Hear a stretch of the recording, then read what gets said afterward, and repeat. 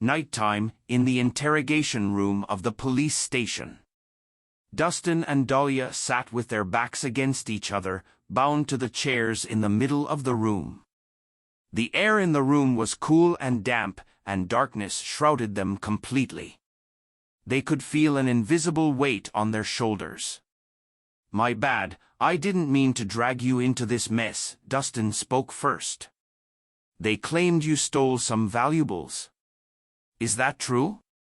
Dahlia asked, cutting to the chase. "What do you think?" "You don't look that bold to me, so my guess is someone is trying to frame you." "Does this have anything to do with the Cobra?" "The Cobra is merely a pawn. The mastermind is none other than Dwayne Welch." "Dwayne Welch? Are you talking about Sir Anderson?" Dahlia was dumbstruck. "Weren't you on fairly good terms with him before? Did you strike a nerve?" "How?" "I punched him," Dustin admitted flatly. "What?" Dahlia choked, struggling to keep her calm. You dared hit Sir Anderson. Are you out of your mind?" Sir Anderson wasn't just anyone, he was like a brother to Mr. Anderson. Not to mention being of the prominent Welch family of Millsburg. He was someone even the vicious, unyielding Cobra would kneel to. Yet Dustin dared place a hand on him, the epitome of digging one's own grave. "He hit me first. I only hit back in self-defense." Dustin didn't seem bothered in the slightest. "You act too rashly." Dahlia fumed. "Who do you think Sir Anderson is? Do you think he's someone you can afford to offend? One order from him is all it takes to wipe you off the face of the earth.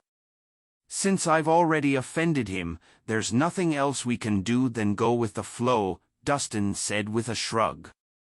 "Easy you to say, but do you think you can handle this?" Dahlia's patience was running thin. She asserted, "You better find an opening to call Natasha later. She's the only one who can save you now." As the words left her tongue, she felt an acrid taste at the back of her throat.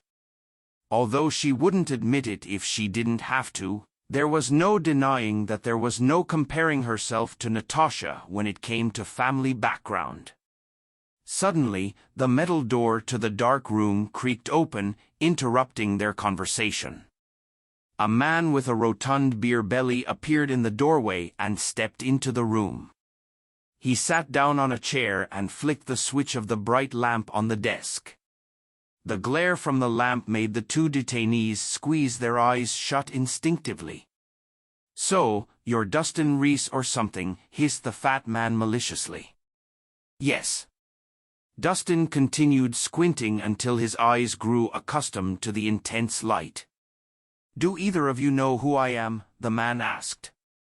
"No clue." "Then, allow me to introduce myself. I go by Gardner, the inspector here. I am nicknamed Heinous Hades by many." The fat man lifted his chin with pride. Dahlia's heart dropped. Having spent a good chunk of her life mingling in this field, it was not her first time hearing that nickname. He was a man of barbarian cruelty, always baying for the blood of his next victim. Any offenders who fell into his hands could only pray for an outcome less than horrific.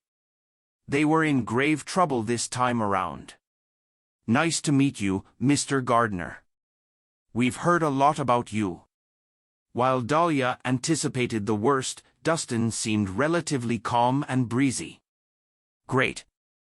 Given that you've heard of my name, I assume you're familiar with my habits. I recommend that you your place and cooperate. That is your only hope of leaving here alive."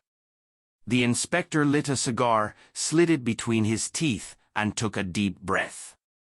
"Mr. Gardner, what do you need my cooperation for?" Dustin asked with a calm voice. "The lot of you stole some valuable items, and the law can sentence you to prison. However, I am giving you the chance to straighten out the issue with the original owner. If we reach a mutual agreement, no charges will be pressed." Mr. Gardner, you must be mistaken. I didn't steal anything.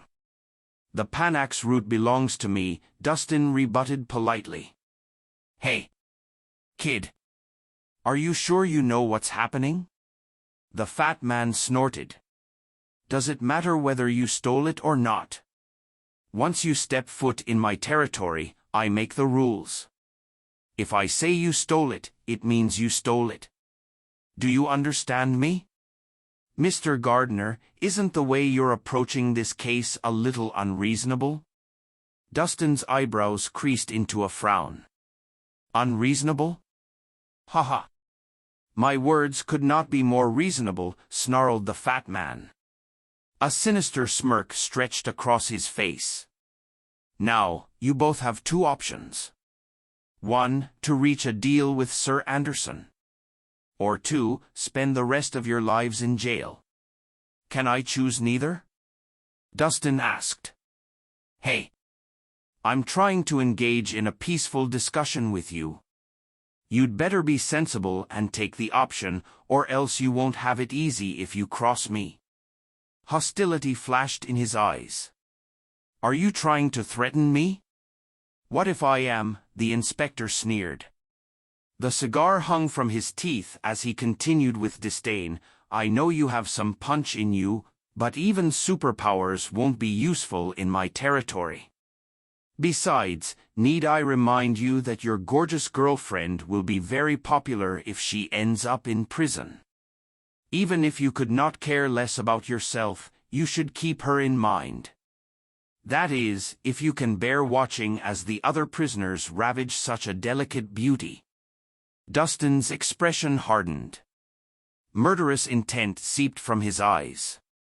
If you dare touch her, rest assured that nothing but death will await you. While his aggressive remark stunned Dahlia, she couldn't help the warmth that filled her chest. Ha. You can barely stand up for yourself. And to think, you're trying to threaten me. If you have brains in that head of yours, just hand over the Panax route and call it quits. Otherwise, you can't blame me if I throw your beloved in prison. Give it some thought. You'll have 30 minutes to think it through. I'll be back with hopes of an affirmative answer. With a grotesque grin, Gardner turned to leave, leaving nothing but a loud, resonating bang in his wake. The room plunged back into darkness.